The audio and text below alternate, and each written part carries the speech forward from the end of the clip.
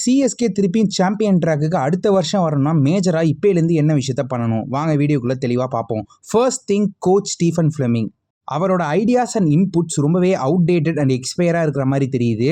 So அவரோட idea and ஸ்ட்ராட்டஜியை modern day T20க்கு ஏற்ற மாதிரி மாற்றிட்டு வந்தால் ரொம்பவே நல்லாயிருக்கும். இல்லை நான் இப்படியே தான் இருப்பேன்னு சொன்னால் கண்டிப்பாக வேற ஒரு கோச்சுக்கு சிஎஸ்கே மூவ் ஆன் ஆகணும். அண்ட் நம்பர் 2 வந்து பார்த்தீங்கன்னா கேப்டன் ருத்ராஜோட பேட்டிங். ருத்ராஜோட பேட்டிங் எப்போல்லாம் நல்லாயிருக்கோ அப்போல்லாம் சிஎஸ்கே ட்ராஃபியும் அடிச்சிருக்காங்க, அந்த சீசனை நல்லாவும் பண்ணியிருக்காங்க.